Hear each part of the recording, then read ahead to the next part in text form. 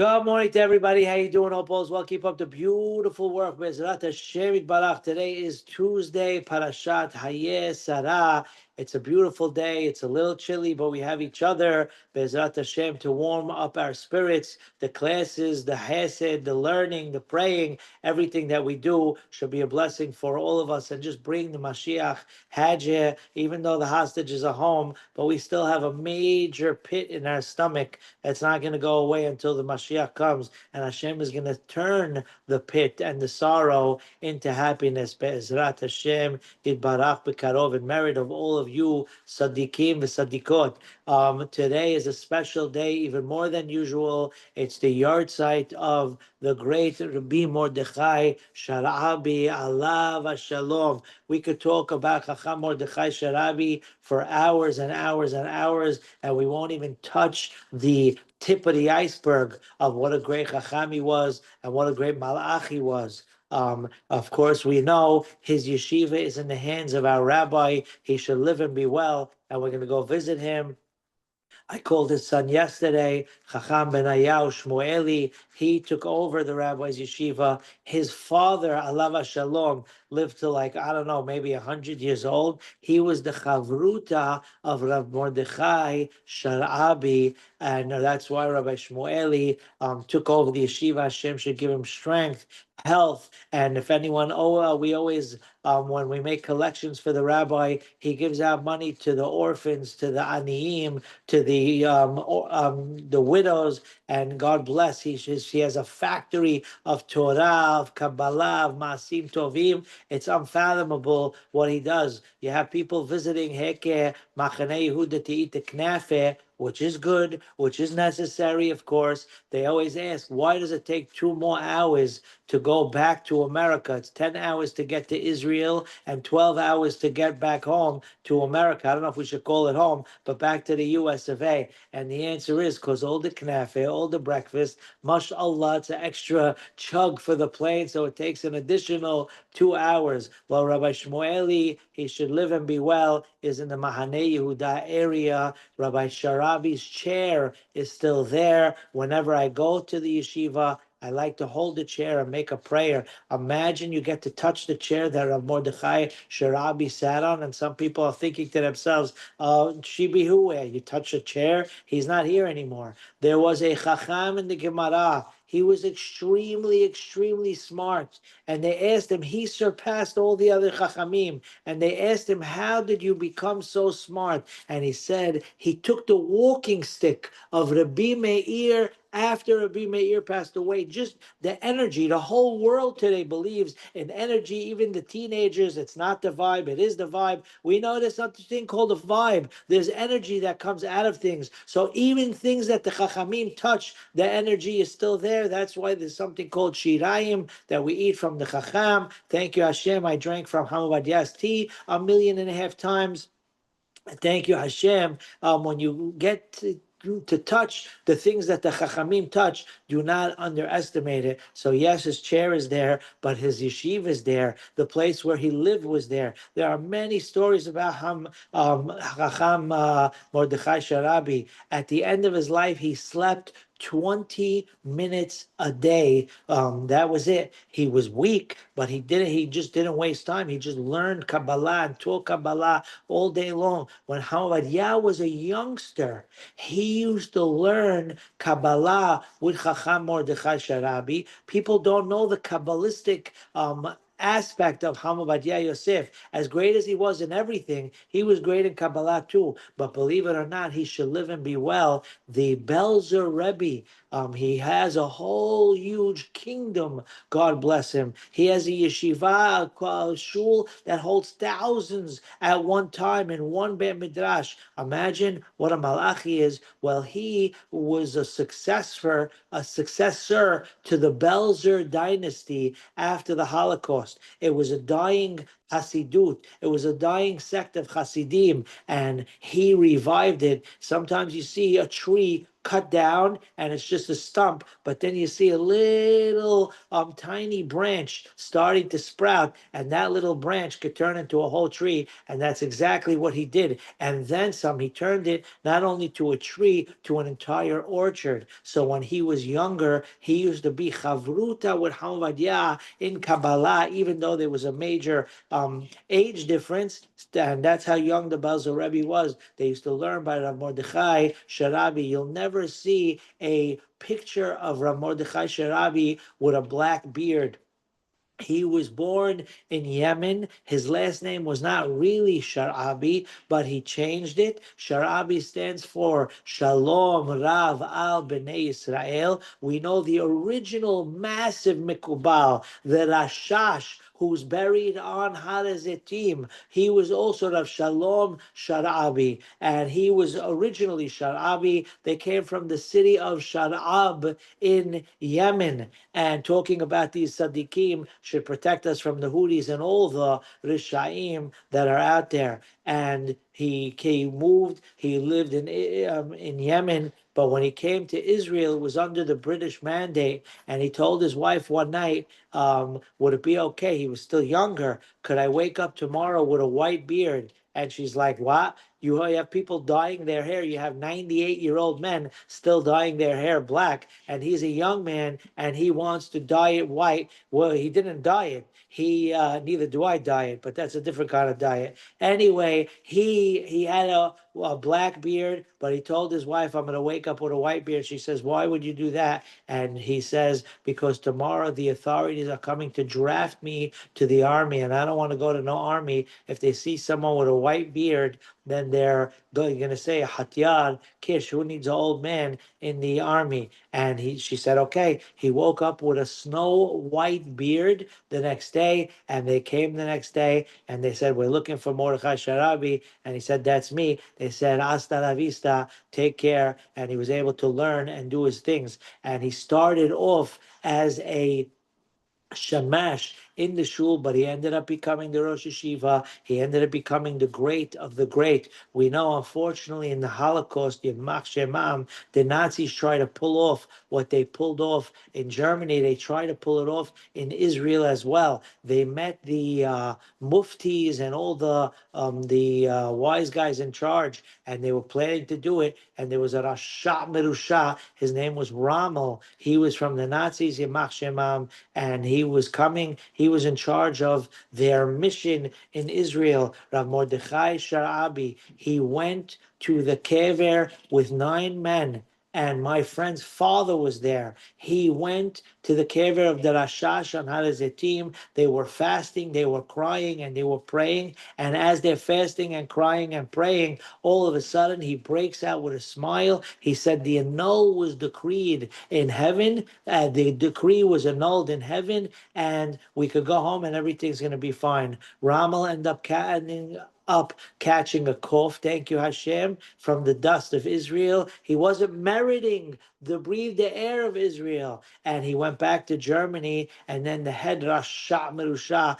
thought he was conspiring Valkyrie style, and he had him killed. Thank you Hashem. And of course, every chacham that prayed and everyone that learned had a part in it. But Mordechai Sharabi, my friend, was there as the decree was annulled. There's a million stories you could talk about him. What he said, whatever came out of his mouth, came true. Of course, Tzaddik Gozer, Hashem Mekayem. And there was once a building they were trying to build across the street from him with a movie theater, and it wasn't the kind of movie theater like the Kingsway growing up. And the rabbi kept saying it's not going to happen. And every time they try to build it, they ended up not being successful. And because if the rabbi don't want it, it ain't happening. So today is his yahrzeit. We should light a candle for him. Unfortunately, he never had children. He's buried next to his wife.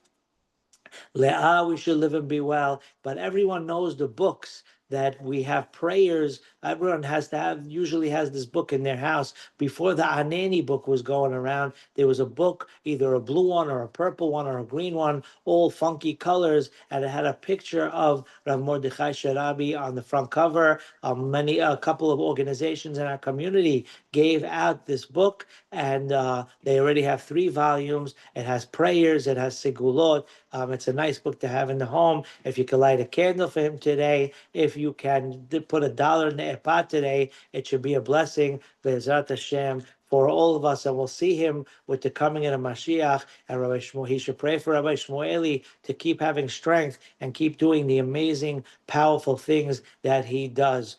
We are learning the laws of Basar Behalav. Now, last night we had a hardcore class of halacha in the Knis from the encyclopedia of halacha called Yabia Omer, Hamavadya's responsive book, She'elot v'Teshuvot. So we'll just give you the halacha without the nitty gritty that came out. Bravo to all of you that came. Bravo to all of you that are listening. And even if you didn't, bravo that you're here at this moment. We know that if someone has a not kosher pot, but the pot is clean, you're still not allowed to use it. For example, you have to put it on the side in the house until you kosher it. For example, you have your regular meat pot that you use for kibbeh pizeh, and one of the kids made mac and cheese, God bless. So even if the mac and cheese was made after 24 hours, still the pot is not kosher, because absorbed inside of the pot wall is meat and dairy, and it's not allowed, so it's not kosher. That we know. And if that happens, so the missus of the house or the man of the house puts the pot aside until we're ready to make hagalah with hot water, boiling, and in the old days a stone, nowadays palm olive, dish soap, etc. If somebody uses that pot within 24 hours of cooking the last thing in there that's not that made in not kosher, then the rule is that the food that you cook in there is also not kosher. But if 24 hours passed since that pot was used, the rule is the food that you cooked is kosher. Why? Because the food that's absorbed in the wall of the pot becomes spoiled after 24 hours. It gives off a not good taste. It's not a tasty taste. It's horrible because it got rotten. So therefore, after 24 hours, if by mistake a person cooked in the pot, you cooked your macaroni, you cooked whatever it is, your linguine, then the rule is that the food is not kosher. But if it's after 24 hours, then the food is kosher, as we're saying. Now, the question is that we discussed last night, Rabino Grande asks, what if someone does it on purpose, or as the kids in school say, by purpose? Do we say the rabbis came along and fined the person who did it? We know there are certain things that you're not allowed to do that the rabbis had to fine, and because if there's no fine, then people will just do it. For example, if someone decides to take the hit for the team on Shabbat, there's no coffee, he says, you know what, I'm going to take the sin. By the way, that's something we got to be careful with. But let's say someone has that mentality and they made coffee for the whole shul or for the whole Shabbaton, whatever it is. He said, I'll make the sin and everyone else is good. The rabbis gave a fine and they gave a kinas, that you're a penalty, that you're not allowed to drink that coffee. No one's allowed to drink it since it was done for them. That will stop people from saying, I'll take the hit for the team. So the same thing over here. Do we say that the rabbis fined a person when they cooked on purpose after the pot was not used for 24 hours, where you're not allowed to use it initially, but if you do it initially, saying I'll take the hit for the team, are you allowed to have it? Now we know usually Rabino Grande Hamavadya is lenient with many halachot. He gives us the easier way out. Now some rabbis in Johannesville, USA, they might say, yeah, it's allowed, it's allowed. Hamad had 45,000 books going through it in 1 second in his mind. Every halacha wasn't just an assumption. Should I stay? Should I go? He loves me. Yes, he loves me not. It was a true halacha with all the books that are out there. You learn one teshuvah from Yabia Omer. You sit there with a rabbi with a habruta and you learn it. As great as you look at Batya, you wouldn't even be able to look at his picture. You'll say, how could a human being? He makes Chat GPT look like Mabarif, like someone who knows nothing. You can't even compare. God bless. And at the end of the day, he wants to make life easier for the people, but with good credibility and good basis behind him. But if he's strict, then you know the halacha is definitely to be strict. So at the end of the day, one more time, you got a not kosher pot that meat and dairy is inside, or even if by mistake the EJ bought something or there's something not kosher in the house that was cooked and the pot's not kosher and 24 hours passed, if it was done by mistake, you're good. But if it was done by purpose, believe it or not, you're not allowed to eat the food and you're not allowed to give it to anyone in the house because that's who it was made for. So that's what we discussed last night, bringing proofs back and forth, and that's the outcome that we got. Now, regarding meat and dairy of the laws that we're learning, we know in order to transgress a prohibition in the Torah when it comes to eating, usually it has to be the size of what we call a kizayit, which is 1 ounce approximately nowadays. When it's considered eating, it's considered a kazayit. For example, even for a mitzvah, you have to eat matzah, you have to eat a kazayit. Friday night, you have to have bread, you have to have a kazayit.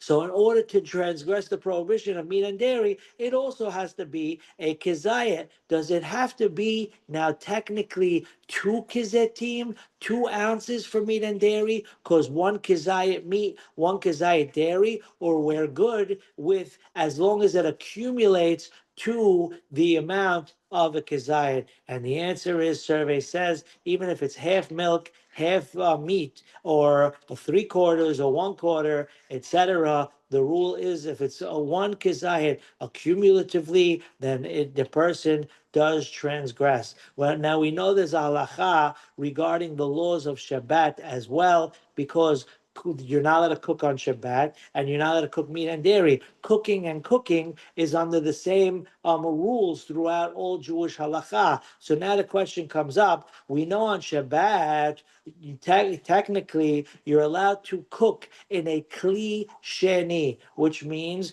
if someone has a bottle of water for their baby, and it's too cold, so you want to warm it up. If you take a kli sheni, you take a yadayim cup, a lot of times they do that, and they fill it up with hot water. God should keep us all safe from the urn. The urn is what we call the original pot that you cooked in, which is kli rishon, who's on first, third base, and then the water that it's transferred to becomes a kli sheni. If you take that bottle and stick it in the kli sheni, no problemo whatsoever, even though the water was regular tap water that was never cooked, because a kli sheni, the second utensil, does not cook. So the same thing applies to meat and dairy. Now we know you can't eat meat and dairy even if it's cold together, but that's rabbinic. But we said from the Torah, you're not allowed to even cook it together, even if you're not planning to eat it. So now technically, if someone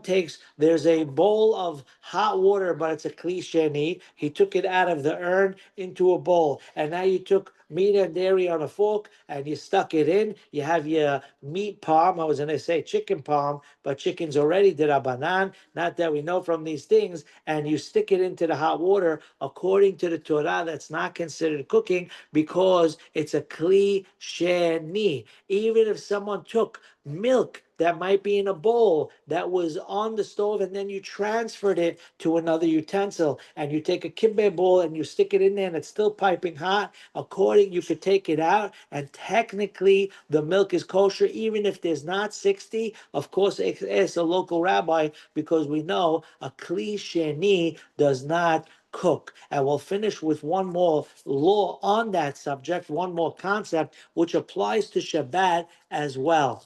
Why does Kli Sheni not cook, but Kli Rishon cook? For example, you have, like we said, on Shabbat, you have the actual urn. That's the Kli Rishon. That cooks. If someone would take a wet glove from outside in the snow or take something raw and put it on top of that Kli Rishon, it's cooking on Shabbat. But once you take a teacup and you take water out of the urn, that Kli teacup is considered a Kli Sheni, and halachically it doesn't cook, but it's still boiling hot. You're not sticking your finger in there, so if it's hot, it's hot. It cooks, it cooks. So the answer is, as we know, it's not the quantity, but it's the quality. And since it's on the way of cooling off, because the walls of the cup cool it down. Therefore, it's not a strong gusto cooking item. It's on the way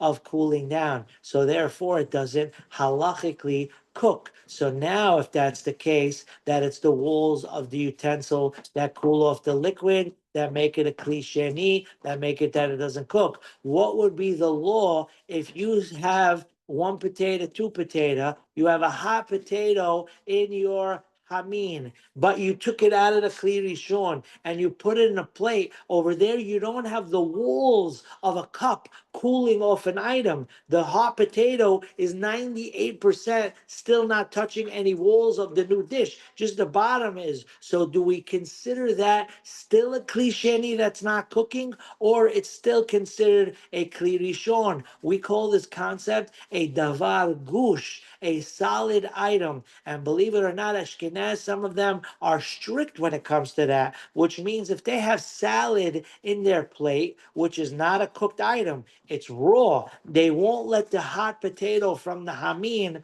touch the salad because it's cooking. Even though it's a Kli Sheni, still it's what we call a davar gush. They hold if it's a solid in another utensil, it doesn't cool it off. However, we are lenient. We hold that it is considered Kli Sheni, and you could, if your lettuce touches it, it's not considered cooking, and it's not a problem on Shabbat. Then the same thing applies with the laws of basar and halav.